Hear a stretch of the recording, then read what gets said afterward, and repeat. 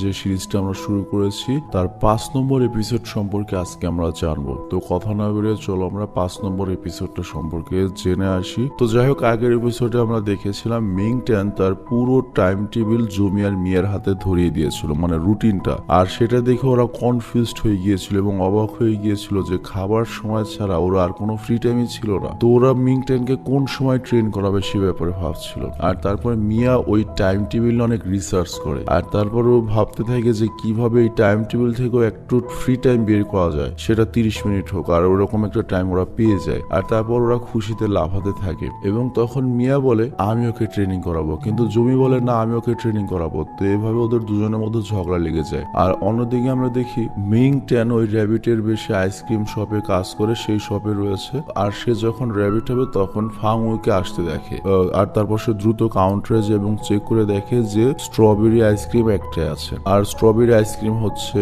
নায়িকার পছন্দ। তো সে কাউন্টারে ম্যানেজ করে যে একটা মতো স্ট্রবেরি আইসক্রিম আছে সেটা কাউকে দেবেন না, সেটা ওর জন্য রেখে দেন। তো কাউন্টার থেকে ওই মেয়েটি বলে ঠিক আছে, কালার রেমেডও সুন্দর। তো যাই হোক, এরপর মিং ট্যান বাইরে গিয়ে সবার দৃষ্টি আকর্ষণ করতে থাকে যাতে এই দোকানে মানুষ ঢোকে, মানে বিদেশে এরকম হয় আর কি। তার মানে এনে যে আমি বিদেশ গিয়েছি এটা দেখে বললাম। তো যাই হোক, ফ্যাং ইউ এসে স্ট্রবেরি ফ্লেভারের আইসক্রিম চায়, আর কাউন্টারে দাঁড়িয়ে থাকা মেয়েটি তখন বলে একটা মাত্র আইসক্রিম আছে, আর আপনার অনেক ভাগ্য ভালো যে আপনি শেষ সময় এসে পেয়েছেন, না হলে পেতেন না। আর একটা কথা বলছি, ওই বাইরে যে র্যাবিটটা দেখতে পাচ্ছেন সেই আপনার জন্য এই আইসক্রিমটা রাখতে বলেছিল। এটা শুনে ফ্যাংও অনেক অবাক হয় যে ও কেন এটা বলবে, আর ওই র্যাবিটের দিকে অবাক হয়ে তাকিয়ে থাকে। আর তারপর আইসক্রিমটা মজা করে খেতে থাকে, কিন্তু সে অ্যাকচুয়ালি জানতো না ওটার ভেতরে মিং ট্যান। কিন্তু আমরা দেখি মিং ট্যান লুকিয়ে লুকিয়ে ফ্যাংইউকে দেখতো, মানে নায়িকাকে দেখছে, এবং ওর খুশি দেখে নিজেও খুশি হয়। আর পরের সিনে দেখানো হয় সুন হাও আর জমির বাবা একসাথে রিঙে লড়াই করছে। জমির বাবা হচ্ছে ওই মর্দা মেয়েটার বাবা। তো জমির বাবা দেখে আমরা খুবই এক্সপার্ট, এবং সে একটা এক্সপার্ট মুভমেন্ট করে সুনহাকে হারিয়ে দেয়। তো সুনহাও তো অবাক হয়ে যায় যে এই ধরনের মুভমেন্ট তো আমি জীবনে শিখি নাই, এবং জিজ্ঞেস করে এই মুভমেন্টটা আপনি কই পেলেন। এবং এর সাথে এটাও বলে এই মুভমেন্টের সাহায্যে তো আপনি যে কোনো বক্সারকে ইজিলি হারিয়ে দিতে পারবেন। তখন জমির বাবা বলে এটা তো কিছুই নয়, আমার একজন সিনিয়র ছিল, সে আমাকে অনেক মুভমেন্ট শিখিয়েছিল, কিন্তু তার ভাগ্য খারাপ যে সেই দুনিয়াতে আর নেই, আর বর্তমানে এই মুভমেন্টটা শুধুমাত্র আমিই পারি। আর এখানে আমরা সবাই গেস করতে পারি যে এটা হয়তো মিং ট্যানের বাবার কথা বলা হচ্ছে। তো এখন যে মিং ট্যানকে কেউ দাম দিচ্ছে না, যখন সবাই মিং ট্যান সম্পর্কে জানতে পারবে ওর দাম কিন্তু অনেক বেড়ে যাবে, কারণ ওইখানে যে ফ্যাং ইউ মানে নায়িকার কিন্তু মামাতো ভাই আমাদের মিং ট্যান নায়ক। তো যাই হোক, সেটাও বড় কথা না, সবচেয়ে বড় কথা হচ্ছে জমির বাবার কাছে সুনহাও ওই মুভমেন্ট শিখতে চায়। আর জমির বাবা তখন বলে আমি তোমাকে এটা শেখাবো, কিন্তু কিছু শর্ত আছে। আর তখনই সেখানে জমি চলে আসে এবং সুনহাওকে দেখে বলে তুমি এখানে কেন এসেছো। সুনহাও বলে তোমার কলেজের টুর্নামেন্টে আমিও পার্টিসিপেট করেছি, আর এই জন্য তোমার বাবার কাছ থেকে আমি ট্রেনিং নিতে এসেছি।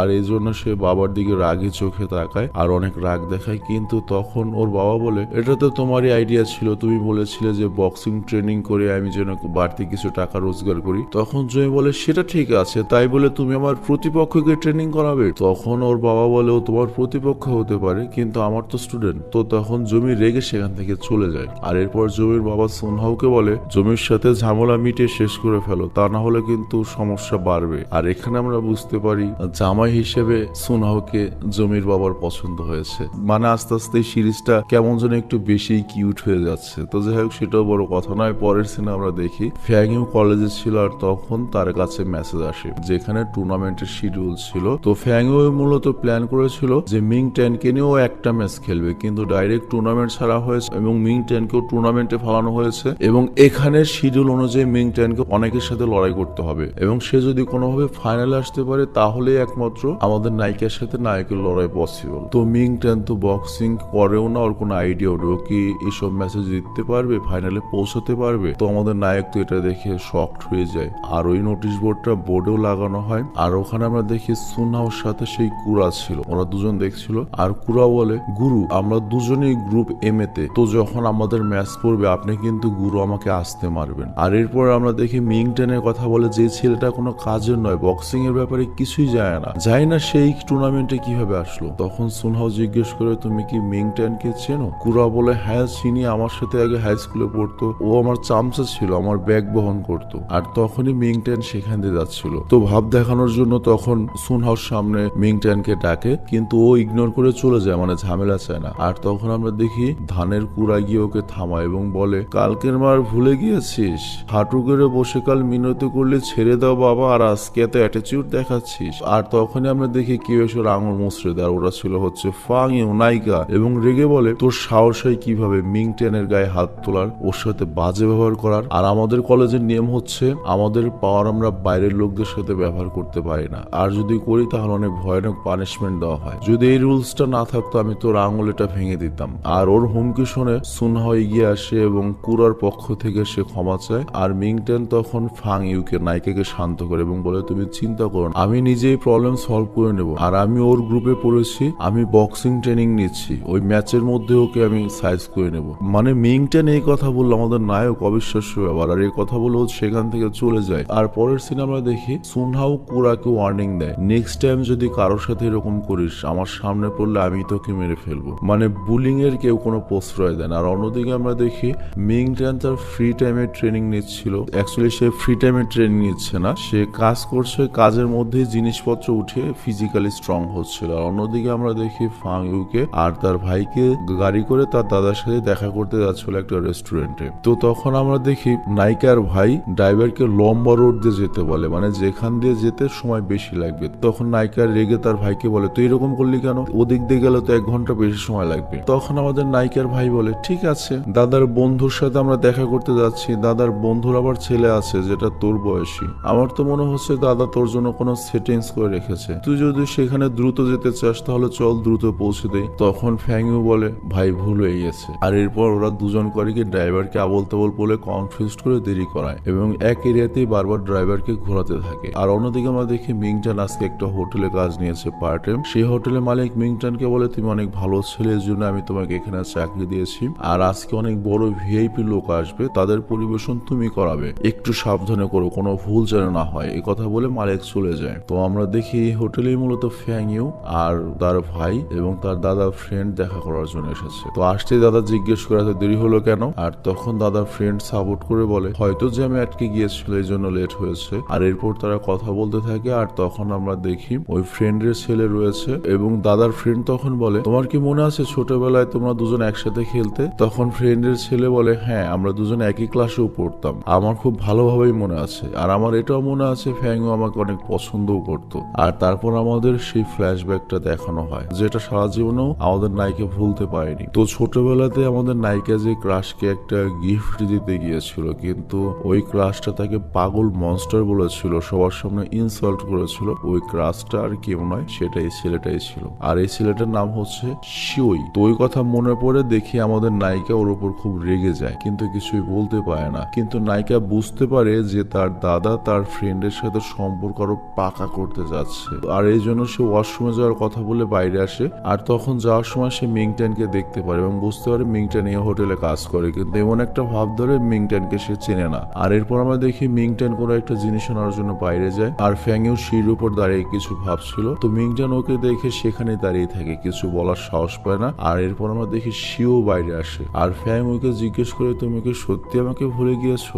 ছোটবেলায় আমরা দুজন কত ক্লোজ ফ্রেন্ড ছিলাম, আর নেক্সট সপ্তাহে আমার জন্মদিন, অনেক বড় একটা পার্টি দিচ্ছি, তুমি কিন্তু অবশ্যই সেখানে আসবে, কারণ আমাদের স্কুলের বাকি ফ্রেন্ডরাও সেখানে আসবে, তুমি কি আসবে সেখানে? ফ্যাংইউ বলে একবার তোমার জন্মদিনে আমি একটা কিছু গিফট দিয়েছিলাম, কিন্তু এর পরিবর্তে তুমি আমাকে পাগল মনস্টার বলেছিলে, সবার সামনে অপমান করেছিলে। আর তখন শিও রিয়েলাইজ করে যে ফ্যাংইউর সব মনে আছে, ভালো মতো মনে আছে। আর তখন শিও বলে দেখো ছোটবেলাতে তুমি আমার ক্রাশ ছিলে, কিন্তু যাতে বন্ধুদের সামনে আমার মান সম্মান না যায়, যাতে ওরা আমাকে নিয়ে মজা না করতে পারে, সেজন্য আমি তোমাকে ওভাবে বলেছিলাম। আমি বুঝতে পারিনি এই জিনিসটা তোমাকে সারা জীবন কষ্ট দেবে, তুমি ওটা ছোটবেলার দুষ্টুমি হিসেবে প্লিজ আমাকে ক্ষমা করে দিও। তো এইভাবে সে ফ্যাংইউর রাগ ভাঙানোর চেষ্টা করে, কিন্তু ফ্যাংইউ একটা কথাও না বলে সেখান থেকে চলে যায়। আর এটা শুনে মিংটেন বুঝতে পারে যে সেও তো একবার ফ্যাংইউকে অ্যাটিটিউড দেখে বলেছিল পাগল। তো ওই কথাটায় ফ্যাংইউ না জানি কত কষ্ট পেয়েছিল, মানে ওই শব্দটা নিয়ে ফ্যাংইউর সমস্যা রয়েছে ওটা বুঝতে পারে। আর তখনই শিওর কাছে একটা কল আসে, সে বলে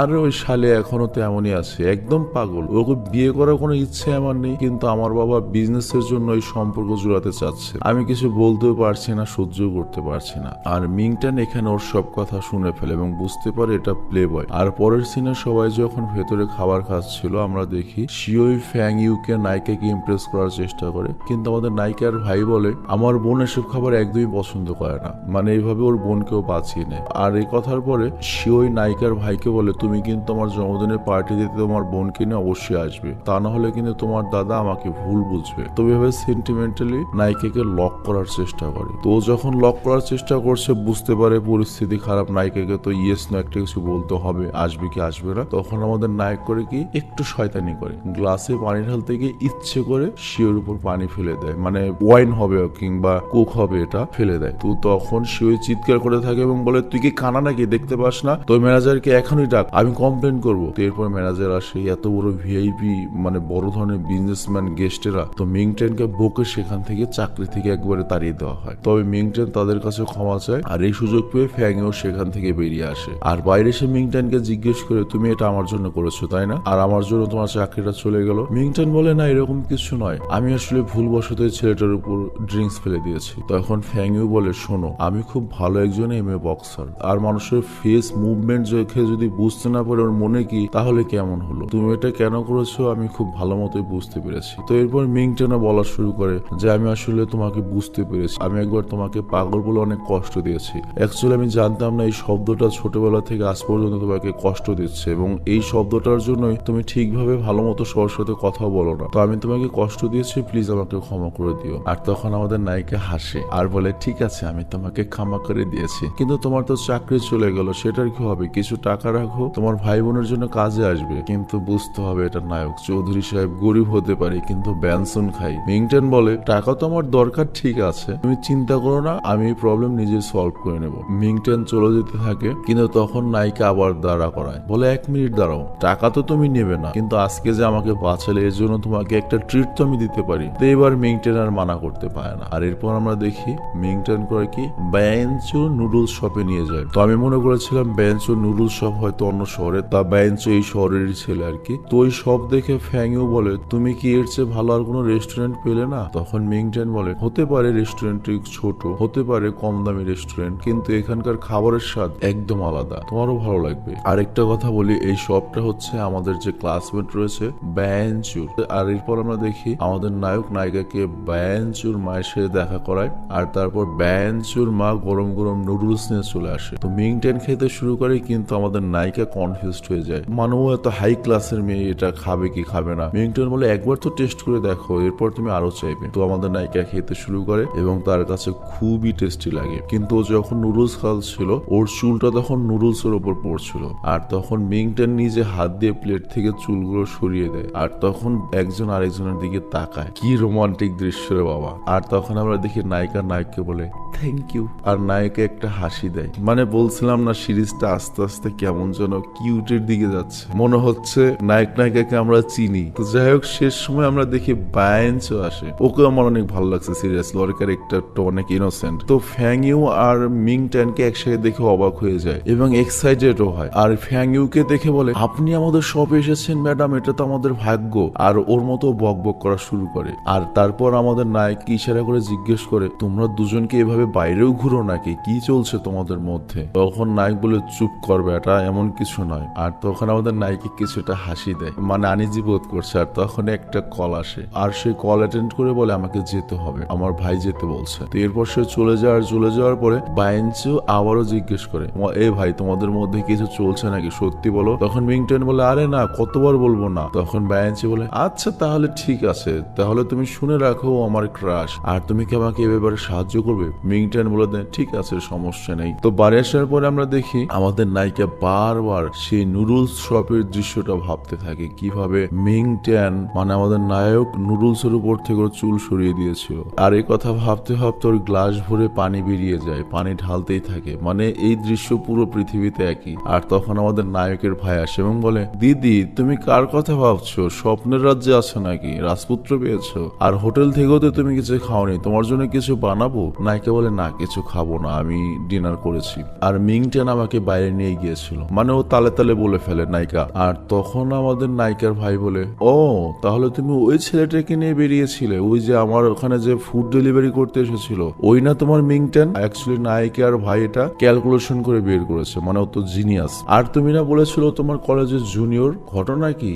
আর ওই তো মনে হয় আজকে আমাদের খাবার সার্ভ করলো, আর শিওর উপর ওই তো মনে হয় ইচ্ছে করে ড্রিঙ্কস ফেলে দিয়েছিল। এই কথা শুনে আমাদের নায়িকা লজ্জা পায় আর বলে, তুই বেশি স্মার্ট হওয়ার চেষ্টা করিস না, তাহলে কিন্তু তোকে আর কার্ড খেলতে রাখবো না, আর তুই আমার কাছে মার খেতে থাকবি। তখন নায়িকার ভাই বলে, সমস্যা নেই, স্মার্ট হব না, কিন্তু এরপর তোমরা দুজন যদি আবার বাইরে যাও আমাকেও সাথে নিয়ে যাবে প্লিজ। হ্যাঁ, আমি ওকে কত মন্দ কথা বলেছি সেদিন, তো আমি আমার দুলাভাইয়ের সাথে দেখা করতে চাই, ওকে সরিও বলতে চাই।